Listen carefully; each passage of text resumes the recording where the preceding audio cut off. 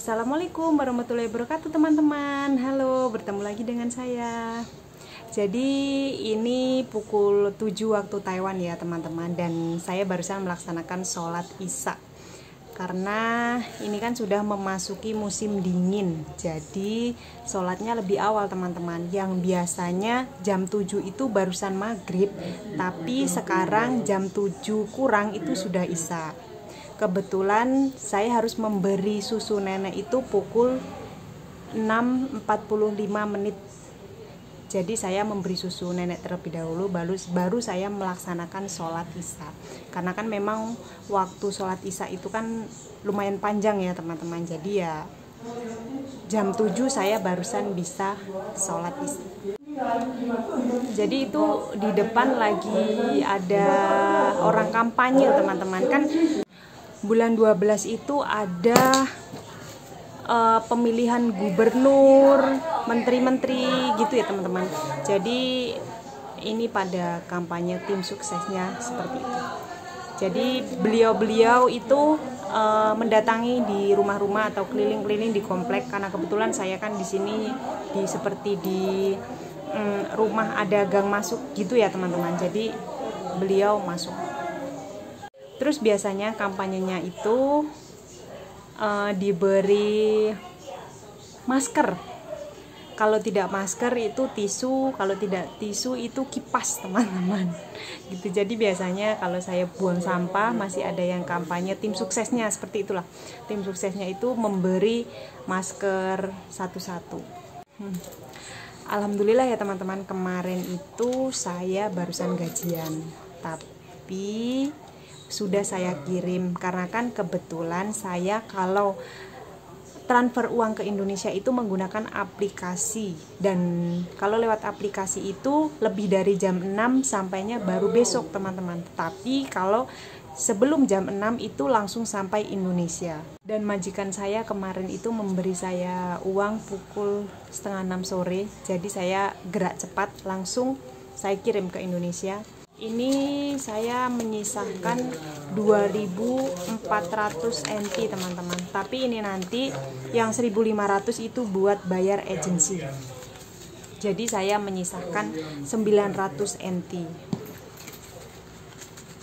Tapi alhamdulillah di sini saya semua kebutuhan itu dicukupi oleh majikan. Jadi ini buat pegangan. Misalkan saya ingin beli bakso, apa tempe, itu saya bisa membeli pakai uang saya sendiri teman-teman. Kecuali barang Indonesia kalau ada di Carrefour atau di toko-toko Taiwan itu majikan saya yang membelikan. Terus sekarang itu kurs lagi turun teman-teman. Yang biasanya 1.000 ini bisa mencapai 500, bahkan 500 lebih. Pada waktu itu bisa 600.000 rupiah, itu sekarang menjadi 485.000 rupiah. Tapi tetap disyukuri ya teman-teman, karena seberapapun kalau kita tidak bisa mensyukuri itu masih tetap kurang, tidak akan pernah cukup.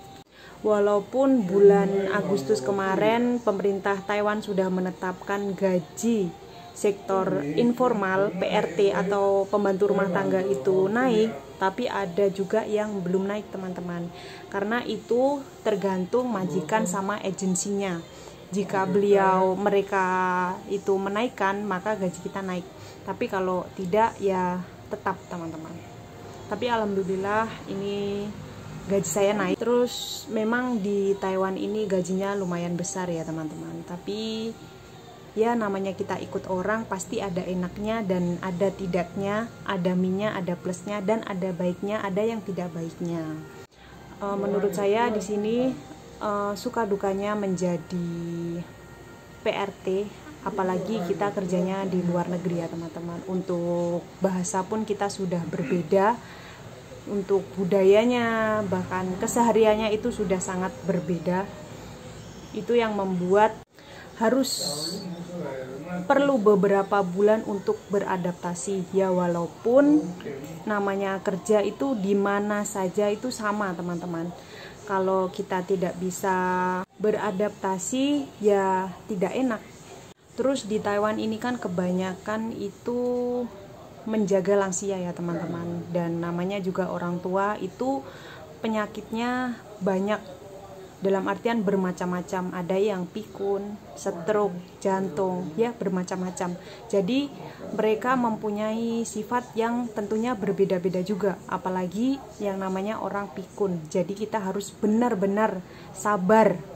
Terus belum lagi yang pasiennya itu main tangan, ada juga yang memukul kita gitu ya teman-teman. Karena saya sudah pengalaman waktu saya dulu kerja merawat kakek, itu kakek main tangan teman-teman. Jadi harus benar-benar kuat dan sabar.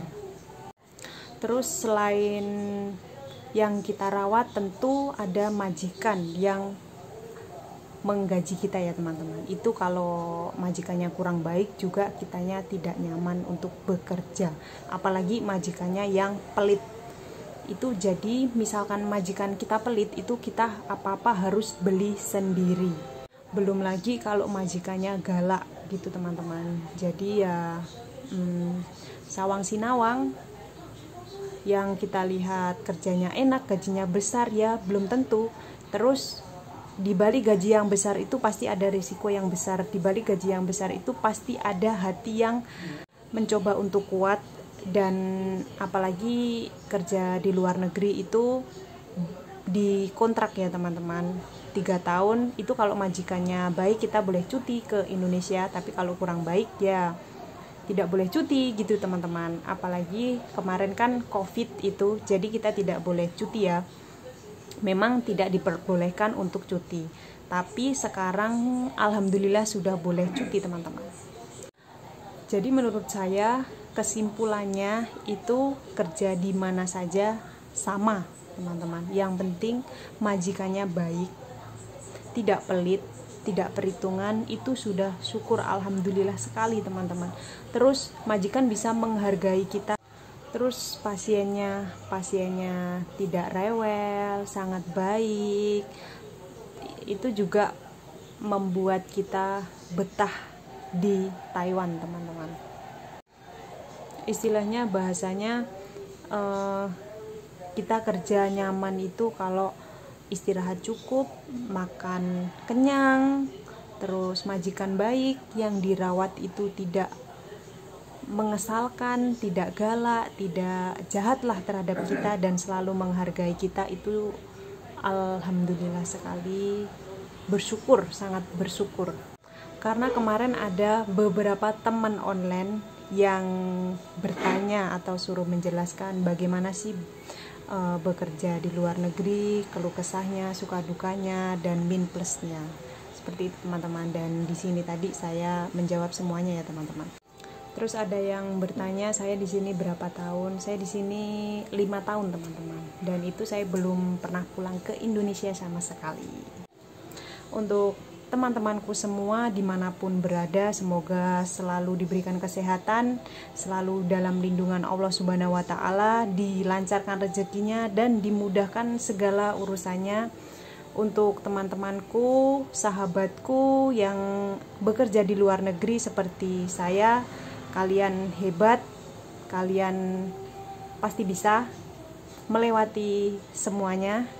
Kerinduan terhadap keluarga, anak yang sudah punya anak ya teman-teman, yang belum menikah ya kerinduan kepada orang tua semoga segera terbayarkan. Dalam artian semoga cepat bisa pulang ke tanah air dan berkumpul keluarga seperti dahulu kala. Semangat, sayo. Terima kasih yang selalu menonton video-video saya ya teman-teman. Semoga pertanyaan dari teman-teman itu tadi bisa menjawab rasa penasaran kalian bagaimana bekerja di luar negeri. Untuk teman-teman yang mau bertanya silahkan tulis di kolom komentar. Insya Allah saya akan menjawabnya. Dan saya ucapkan terima kasih yang selalu menonton video-video saya. Saya doakan semoga diberikan kesehatan selalu, dilancarkan rezekinya, dan dimudahkan urusannya. Untuk yang sekarang sedang sakit, semoga cepat sembuh. Jangan lupa di like, komen, dan subscribe. Terima kasih. Wassalamualaikum warahmatullahi wabarakatuh. Bye-bye.